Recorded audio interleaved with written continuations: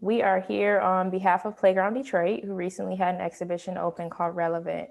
I was fortunate enough to be the guest curator of Relevant, and it's a solo exhibition featuring the work of Adeshola Makinde, who's based in Chicago. And he really focused on the civil rights era and posters that were created during that time, and he kind of repurposed them to create screen print works right now and speak to the idea that those posters and the sentiment of those times is very relevant right now in what we're going through. So before we get started, I just like to read Playground Detroit's sort of code of ethic. To create the best experience for all attendees during this virtual event, please know this is a harassment-free environment, regardless of gender, age, sexual orientation, disability, race, ethnicity, or religion, etc. We do not tolerate harassment of participants in any form, including Zoom bombing or threats of any kind. Participants violating these requests will be removed. So tonight we'll mostly have a conversation with Adeshola, and we also have the honor of having Amos Kennedy, who is a world-renowned printer based in Detroit. He will be in conversation with Adeshola, but before we get started, I'd like to read their bios. And then after the conversation, you all are welcome to drop some Q&As in the chat box, and I'll read them and make sure that they get answered. So Adeshola Makinde is a Nigerian-American multidisciplinary artist based in Chicago, Illinois. His work has been featured in solo and group exhibitions, publications such as the New York Times, The Atlantic, The Guardian, Poetry Foundation, and he's also done brand collaborations with Topps, Nike, Infinite Archives, Notre, and Soho House. He also had a capsule collection at famed American retailer Nordstrom's.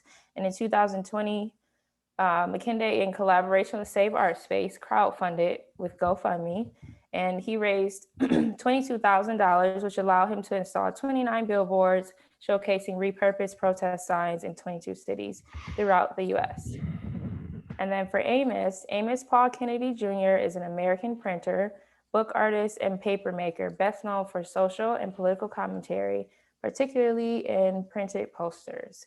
From an early age, Kennedy was interested in letters and books, and he studied calligraphy for several years. At the age of 40, he visited Colonial Williamsburg in Virginia, which is a living history museum, and he was mesmerized by an 18th century print shop and book bindery demonstration. Kennedy articulated his fascination with letterpress printing in one interview, quote, "I believe it was the capability of making multiples. Multiples of text are important to me. They allow the distribution," end quote. He attended the University of Wisconsin-Madison. He studied under legendary book designer Walter Hamady, and he earned an MFA in 1997. He later taught graphic design at the Henry Radford Hope School of Fine Arts at Indiana University. And I just like to add a little tidbit before we get started that I met both Adeshola and Amos while I was working in Grand Rapids, Michigan, a number of years ago. And when I got this opportunity to work with Adeshola, I thought that it would be perfect to pair him with Amos, since they both use their art sort of as a form of protest and activism, and they both use print in their work. So Adeshola, Amos, if you want to take it from here, you're welcome to do that. Thanks to you both for being here. Well, thank you very much for having us.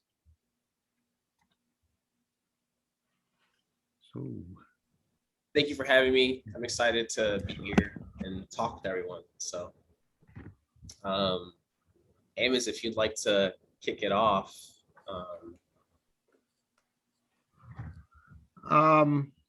Yeah, kick it off. Yes, the print media has been with us for centuries, and it is only with the advent of industrial printing that it was allowed to be used by the masses and for the masses, while traditionally being used for the masses was a commercial undertaking, advertising, selling books. It has been used by radicals to get their message in the hands of people. And this is one of the reasons why I like printmaking. Well, not printmaking, but printing. printing is about producing things for the masses. And this is where I find camaraderie with printers that were there during the civil rights movement, putting out newspapers, putting out flyers for the masses so that they could unite and overcome one of the aspects of institutional racism. I believe that the work of these unsung heroes was what made the civil rights happen. The story that I like to relate to it is the Montgomery boycott, because it took place in a span of 2 days, and that was over a weekend. The reason why it was so successful was that two faculty members, along with some students, went into the mimeograph room at Alabama State College. And on a Saturday night, they produced more than 50,000 flyers that they distributed to churches and institutions on Sunday in Black Montgomery, thereby making that boycott possible, because that was the only way that so many people could be notified of it. And you will see that Black printers have traditionally given the voice, given presentation to the voice of Black poets, authors, and thinkers, when traditional white institutions would not accept that voice. So this is a very important aspect of the history of the Negro people here in the United States. Yeah, and to go off of that, someone that I really looked to as an inspiration was I thought we kind of talked about this a little earlier, was Emory Douglas, who kind of shaped and crafted the Black Panthers newspaper and its aesthetic, and kind of used his voice to kind of exemplify just what was going on at the time. A question that I have for you, Amos, is do you think art can be an avenue for activism? Art is a bourgeois exercise that has nothing to do with social activism. Art is in the domain of those people who have little to think or they're a little concerned of the masses. Therefore, I do not believe that art in any way can be an activist undertaking. I believe that activism is going or dealing directly with the people. And the people who do that are not looking for a label as an artist. They're looking for a label as an activist. And so, no, I don't think that art, because by the time you get into the rarefied air of the art world, your message has basically been usurped. And the fire is gone out of it because it's been accepted by those people who oppress you. And they don't care what your message is. It is just something that's trendy, so they will get it. I don't consider people who put up things in the street artists. I consider them people who have a message to get out there. And so they put it in the street.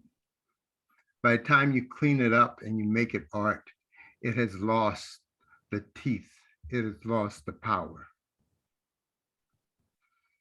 Yeah, and to a certain degree, I agree in that sentiment. Like when people have been, oftentimes people will call me an activist, and I often push back at that, just because sometimes I feel like the real activism, is happening in the communities, in the streets, and there's people that are definitely, fighting day in, day out a lot more than, myself putting some art on some walls. But I think what our work is useful for is to, spark those beginning conversations with, folks that might not be in tune with that sort of dialect or whatnot? That is, I have some reservations about that, because the people that you want to spark in the conversation are totally aware of it, because they're the ones that are oppressing us. And if they're human beings, they know that the oppression of any human being is wrong, but yet they still do it. I think that there is that what I do is I just print, and I print things that I enjoy, and I print it primarily for the masses, and I try to keep it affordable so the masses can get it. Because when you think of art, or when anyone thinks of art, they think of six figures for something, because there's no publicity, there's no news about the $5 poster that's available for sale.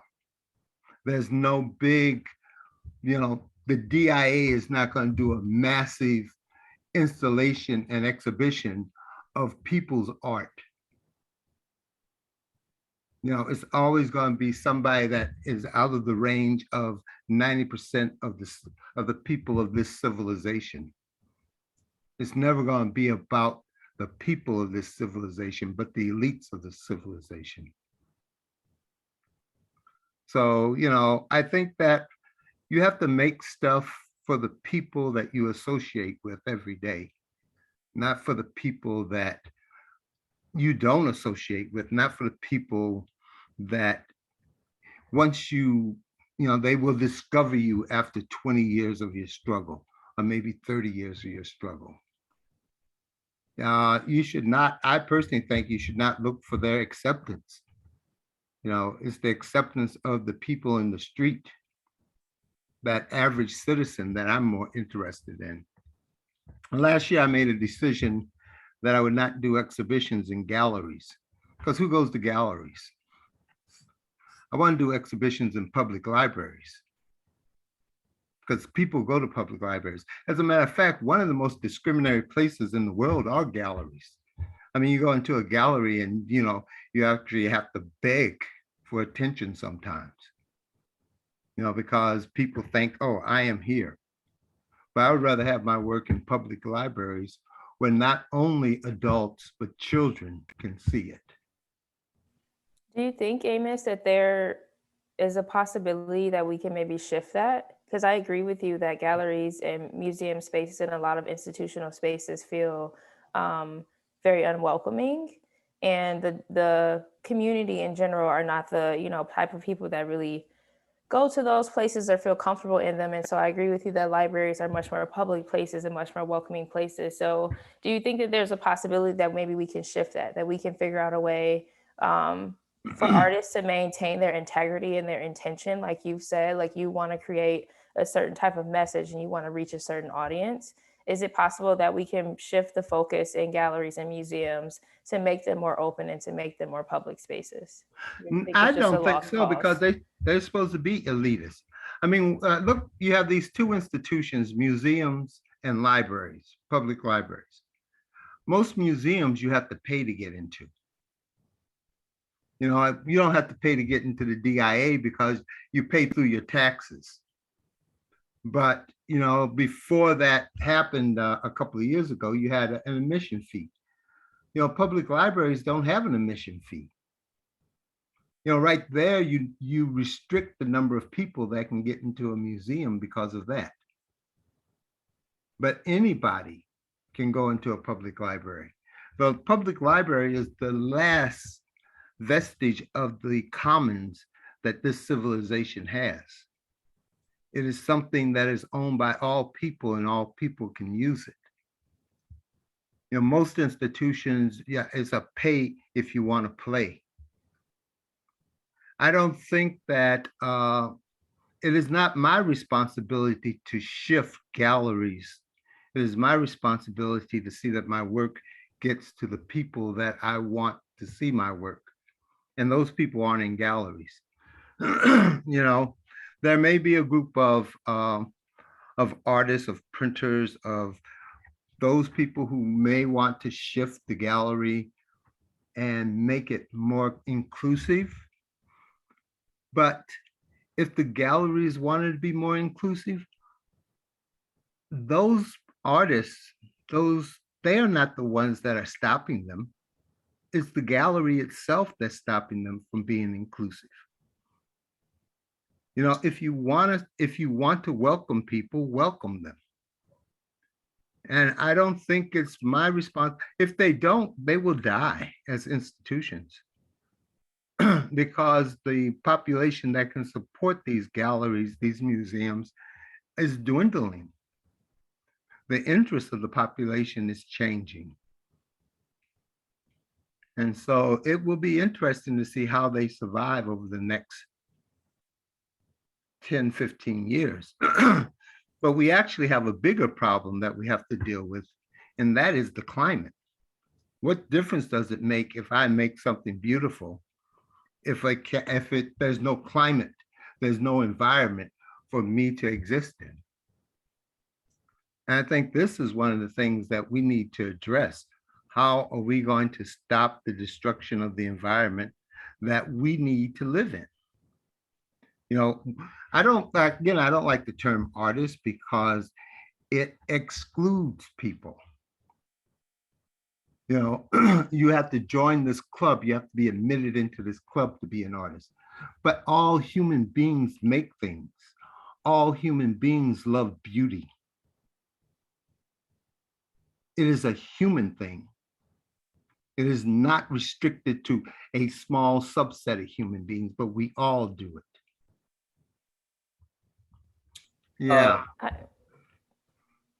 Sorry. Amos, can I ask a question? What do the words in your work convey for you that images cannot? A great deal of your work has a lot to do with text and type, and what does that tend to convey and bring across for you that images cannot?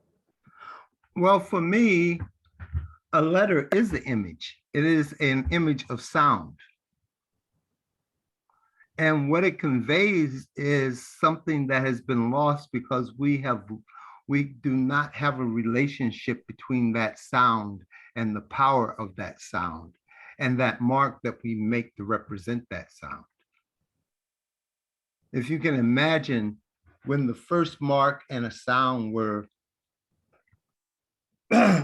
connected, there was an energy that was created there. And so what I do is I just like to print things.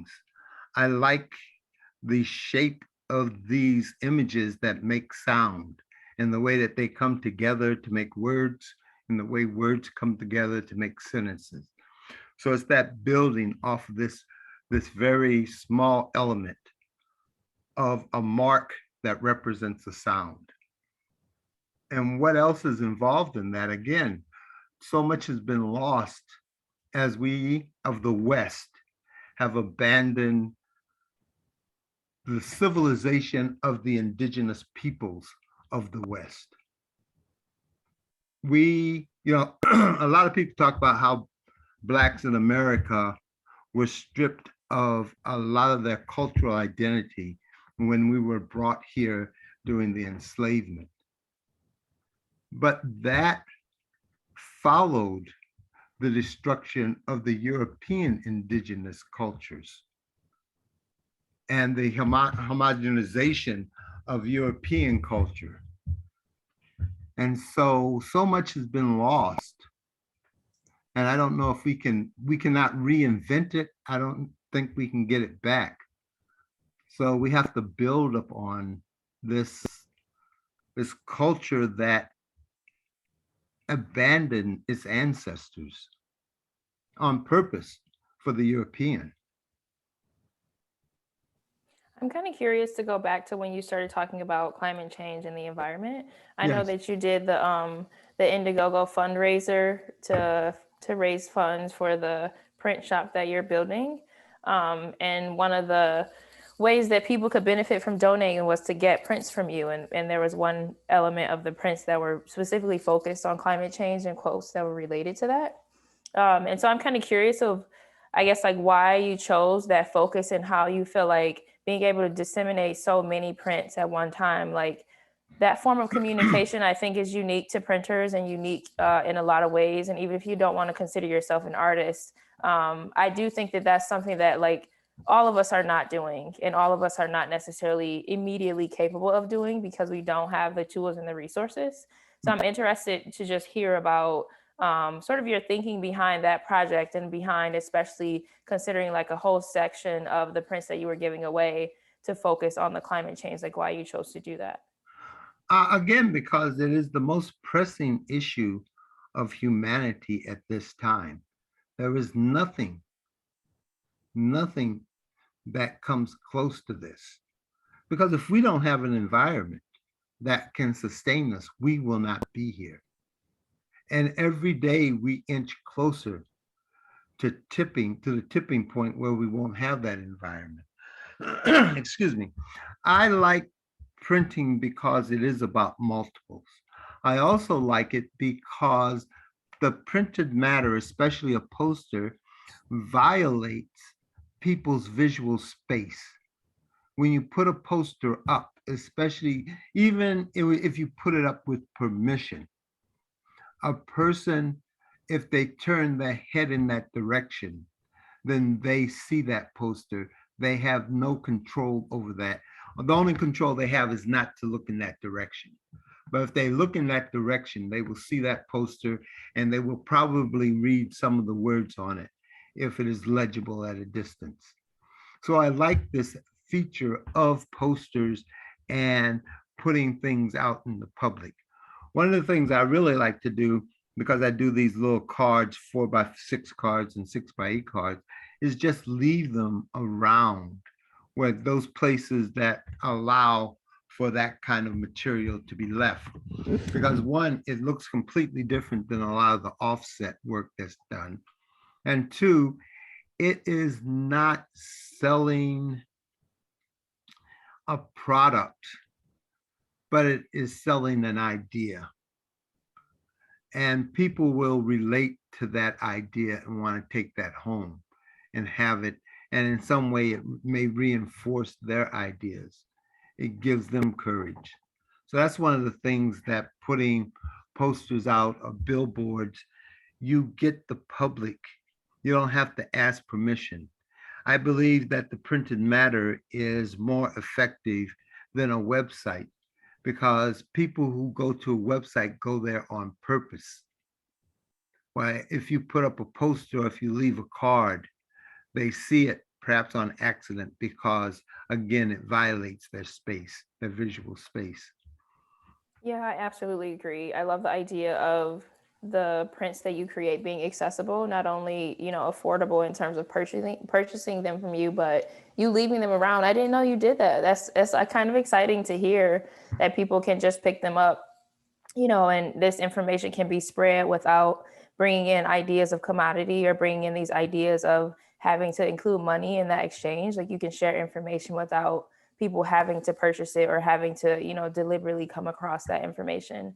And that kind of relates in a way to the work that Adeshola has done publicly. Right now, he has wheat pasted posters up across the city of Detroit, but he also did a project in Grand Rapids where he put up a lot of public art that was quotes. Adeshola, do you want to talk a little bit about those projects?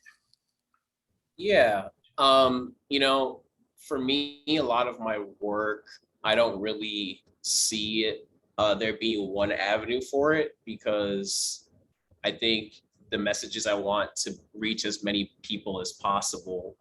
I think my messages are for everyone. And, you know, that's the main reason why billboards and wheat pasting has really been something that I've loved showing my work in. Because I think it's the most powerful in terms of it's the most accessible.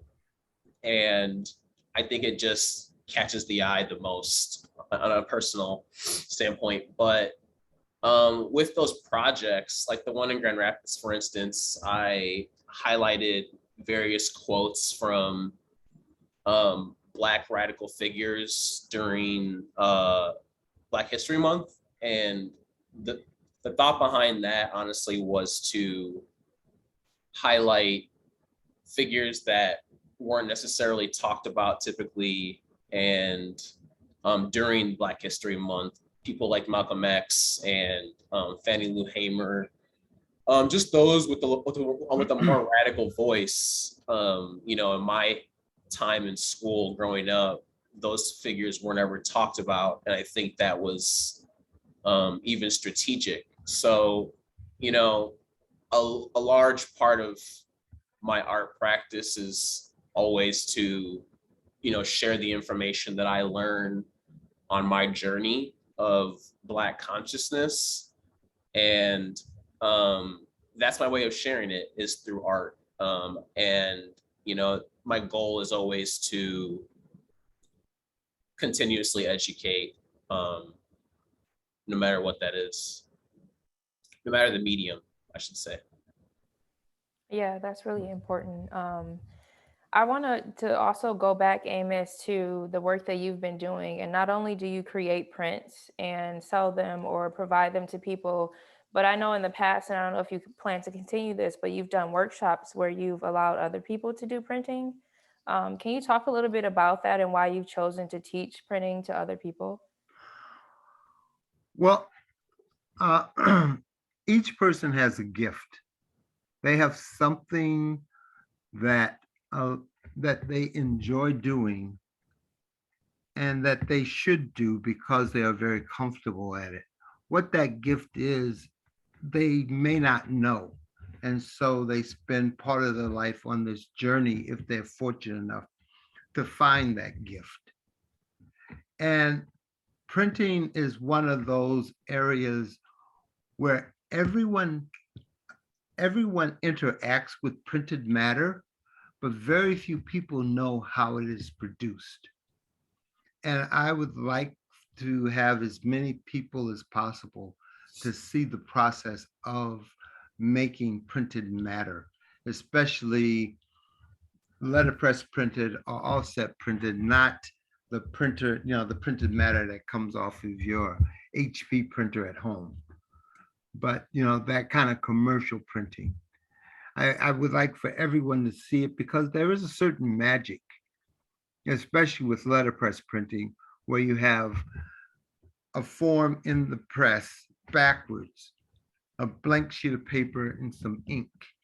And when you ink up that form and you apply pressure to the form in paper, you have text that you can read. And it happens right there before your eyes.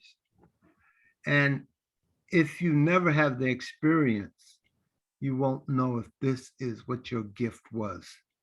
And this is one of the things that civilizations, true civilizations, do, is that they create an environment where each individual can cultivate and develop their gift. No one is without a gift, and all gifts make the society a better society. What we have done in this civilization is say that there are certain gifts that are more important, or there are certain things that are gifts and other things aren't gifts, other talents aren't gifts. But if it brings satisfaction to the individual, if it helps that individual to understand life, that is the gift that they want. And we should respect it as we respect any gift. Every gift is as important as every individual. But we live in a civilization where we want some people to be more important than others.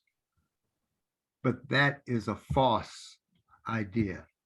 We are all equal. We are all one. We all have gifts to bring and to share.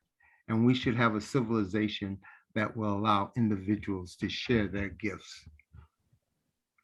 I completely agree with you. And I hope you recognize how much of a gift you're giving when you choose to to understand what your gift is and share that with the world and teach other people to print. And I do think that it's important for other people to have this opportunity to learn printing, even if they decide that's not necessarily their gift or they want to pursue it further. I think just having that opportunity to make something is really important, especially when it's something that's printed matter that they can share. I want to take a little bit of time before we get to the Q&A to talk about the exhibition now. So if we can sort of shift focus a little bit. Adeshola, I think maybe it might be interesting to our audience to know a little bit about your background. And so I know you sort of got into creating artwork by thinking about photography, and you were doing concert photography and things like that. And then you shifted into making collages and doing commercial work, and now you're doing, this exhibition. If you can talk a tiny bit briefly about how those shifts happened and how you landed on creating this exhibition, that'd be great.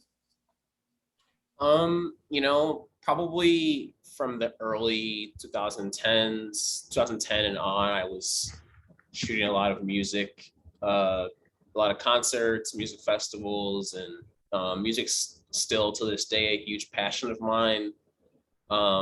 And after about 7 years of shooting music, I put out a photography book that was printed in Grand Rapids, Michigan, and I actually crowdfunded that project as well through Kickstarter. But I had a conscious effort when I made that book that I wanted to make more work that spoke to the things that I believed in and thought people weren't talking about in the art space. So I kind of started out making clothing that had different messages that touched on different social issues going on. And that kind of then translated into collage work, which is when I started to really dig into magazines like Ebony and Jet that focused on that focused primarily on Black life in an intentional way. And that kind of coerced me a little bit into the kind of subject matter I was starting to fill myself with and take in and whatnot in terms of the books that I was reading and everything. And from there, it kind of just snowballed into just basically trying to get across my message, which is sharing information that I don't think a lot of people may not know across various mediums. And that's why you'll see like on the like clothing that I do, a lot of those collages that are on that clothing derives from paper collages that I've made in the past and have even shown in shows. These two pieces, the one on the left actually is going to be in a group show I'm coming up. But yeah, for me, collage work is something that I really love. The way I compare it is to like the way that hip hop producers sample. It's kind of how I view collaging, taking imagery, past, present, and kind of flipping it on its head and doing what I want with it. But yeah, I guess that's what I would say. A question that I have actually for Amos, before we close here, is you have longevity in your career and art practice that has a very consistent messaging throughout. How do you remain sharp on a conscious level throughout your art practice? Probably because I have no idea what I'm doing. I just have fun, I make stuff because I like the process of printing. I tell people that the printed matter is just a manifestation of the transformation that I go through to make it. And what is most beautiful is not what I make, but the changes that occur within me as I make these things. And I make them with reckless abandonment, with with total disregard to a lot of things that people normally associate with making things. It's just I have ink, I have paper, and I have letters. What can I do? And how will I do it? I don't, I take, every now and then I will have a commission, but for the most part, I'm just printing stuff. And this past year, since COVID has happened, I print things and I really don't sell them. I just print them. And depending on where it comes from, if it's something from Kennedy Prints, it's out there. But because of COVID, the commerce has kind of dropped off. But if it's nappy, then it's just something that I give away, but people want to do some sort of exchange. So I normally ask them to make a contribution to the college I graduated from, so that the library there. And, I don't ask what the contribution is going to be. I just ask them to do that. Because, see, the thing is, like you said, I have longevity, which is a very nice way of saying I'm old. Okay. Yes, I'm old. And at some point, old people are supposed to get out of the way and let young people take charge, to let young people and their work be seen, not just for the old generation, but for the young generation. And I have kind of reached that point because I have longevity, as you would say, that it is time for me to say, let the young people have it. Let them try. Because you got to face it, my generation really did mess things up a lot, a whole lot. We supersized the mess. And now we're about to just leave it. And the only thing we are doing is kicking and screaming, saying we want to keep it just like it is. Instead of saying, we messed up. Can you all fix it? And how can we help you fix it? Amos, I have to ask before we get to the Q&A. I know that you were working on building out this printing studio. And obviously for the pandemic, we can't really open it, but once it's safe, are you planning to open that, or did you change your plans? Open it. I plan to do what I always do. I plan to go down there and print, and people will show up who are going to show up. It is, you can go out and drag people in, but it's better for people's curiosity to bring themselves in. And when people come in, I will welcome them and, ask if they want to print. I believe that, I just believe that's the way that I've been doing it for the last 20 years. I don't go out looking for people. I must say that once the pandemic has run its course, I will make a concerted effort to go to historically Black colleges. And I will offer, which I've always done, is like, if you want to print and if you can get to Detroit, I have an extra bedroom and I have lots of paper and ink and an extra press. Come on.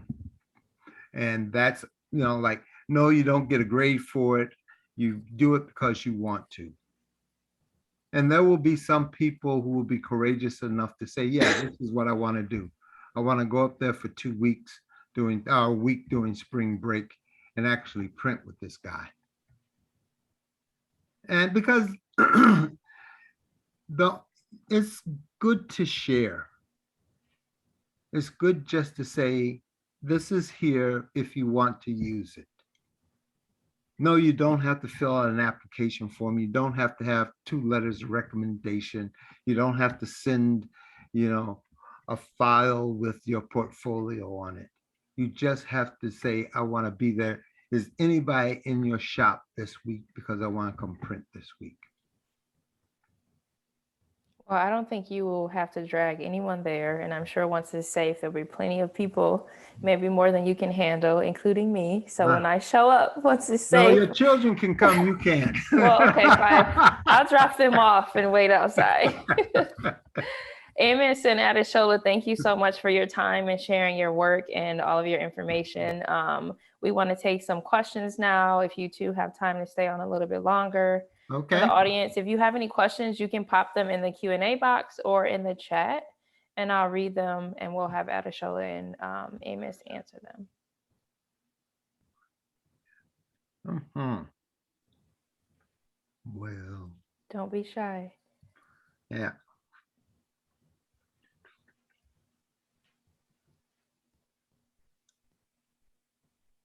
Somebody should have a question. Okay. SS, why don't you have a question? Everything has been answered, huh?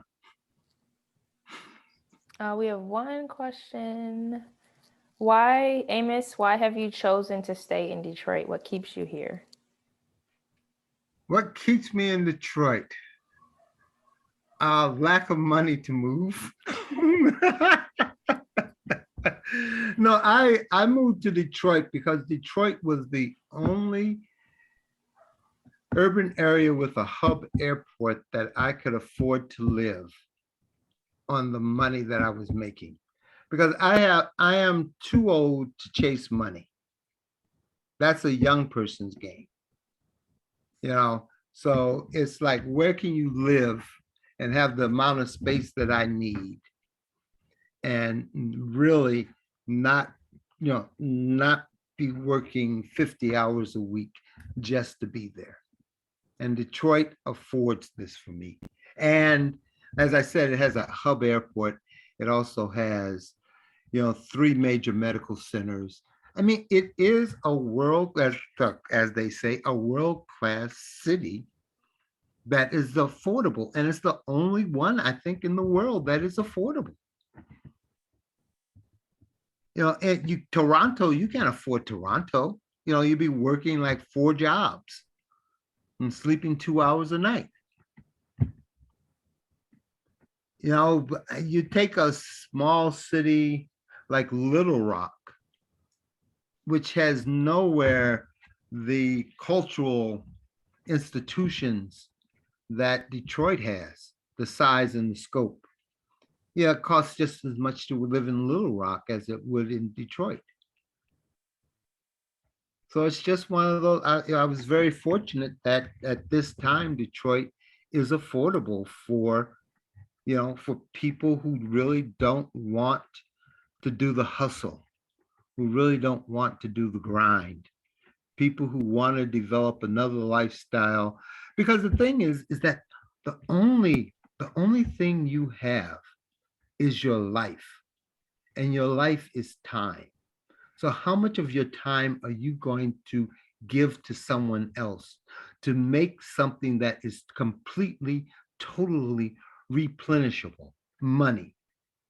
Because in the US, money is fiat, which means they can just pull it out the air anytime they want to. But your time, you only have so much. And we are not taught the importance of our life and the time that we have. We're taught the importance of being a consumer.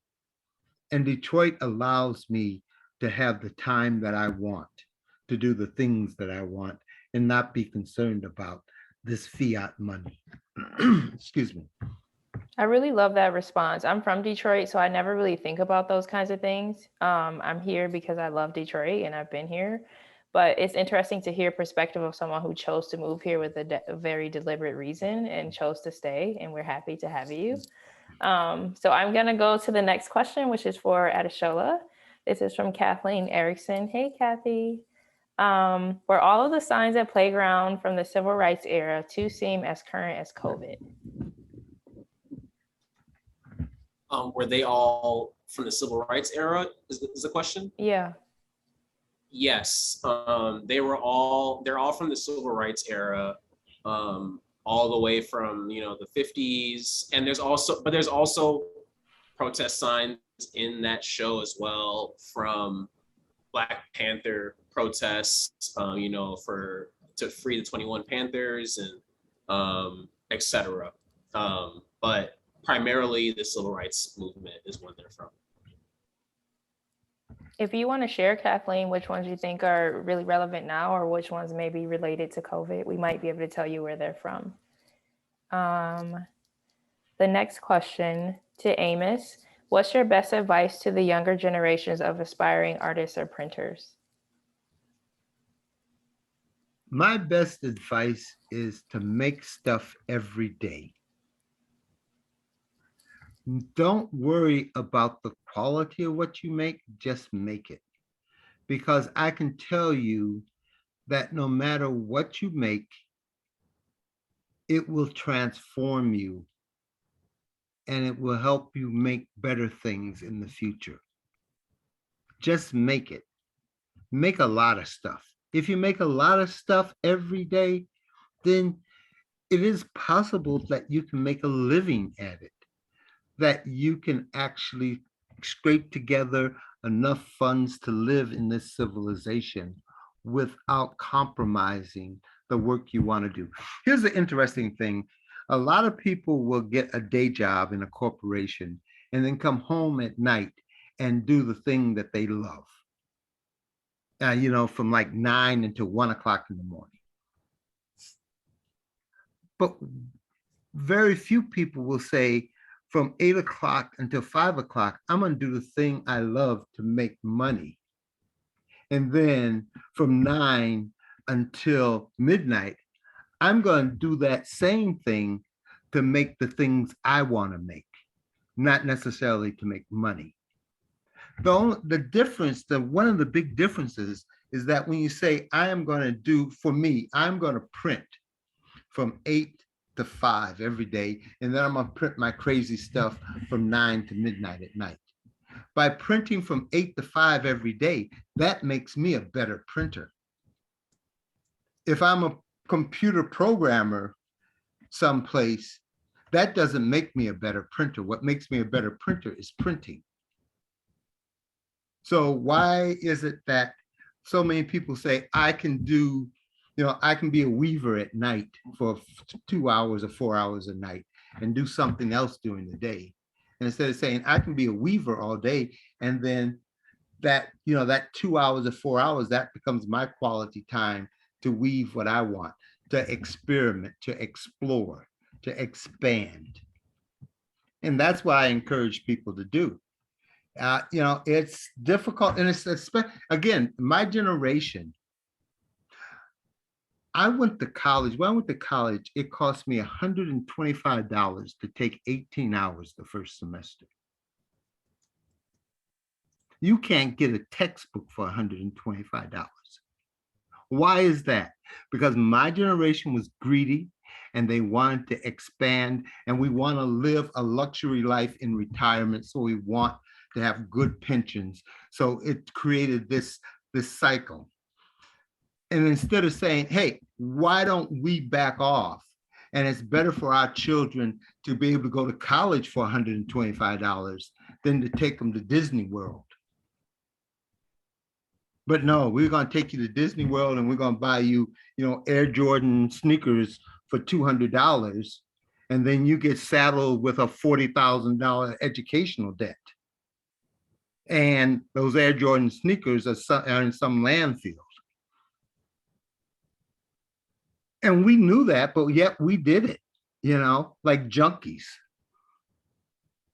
And that's why I say it's time for us to step aside, because we have spent the last 30 years of our lives really making a mess. I can't say that I disagree with you on that one. Not that I think that my generation is perfect. You found out how much I paid for college. Yeah, it's very expensive now. I would love to be able to go to college for that price.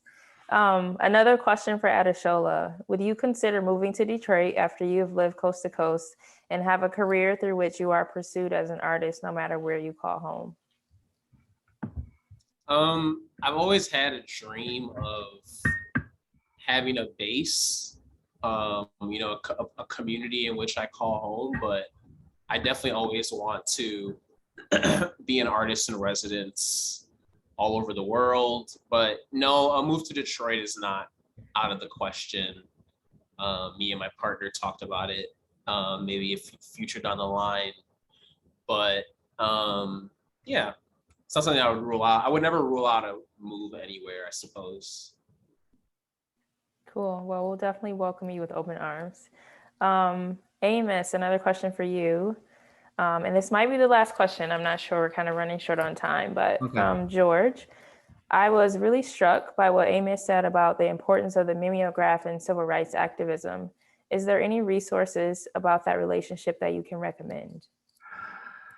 There really isn't any resources.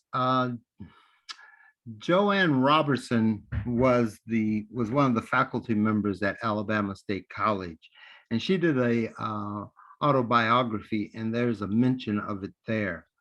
But what you have to remember is that that little mimeograph machine in the larger Black churches, they would have been there to print the programs, and so it was used in that way. You know, organizations such as SNCC and SCLC had mimeograph machines that they would use to reproduce documents. So it was the workhorse because offset printing cost a lot and letterpress printing cost a lot, but you could produce 500, 1,000 flyers or make little booklets up of these. And it was before the photocopy machine. And so there were places that were very much like Kinko's, but would just have a bunch of mimeograph machines and you make up the stencil and you print as many as you want. So it is it's one of those topics that is important, but because it was so common, very few people collected material on it. And because it was this people's way of communicating, it got completely lost. Like etching finally made its way to the university, but there's no universities with a mimeograph, program and having people do mimeographs. Yeah, that's definitely true. Adeshola, one more question for you. Well, I guess like a follow-up. Kathleen said she doesn't remember the exact words, but there was one poster that said something like support those who serve. Do you remember where that's from? Yeah, I don't remember specifically where that one is from. I'd have to look into my research catalog that I kind of put together when I was putting these together, but I can kind of touch on what that message means to me. I kind of feel like we all vote with our dollars every day. And I think it's important to be wise where that money goes.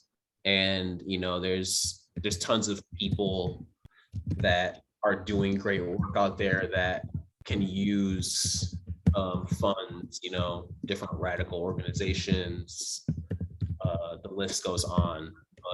But yeah, that's kind of what that meant, is I feel like the people that are serving the people often are the ones that don't have the funds or things to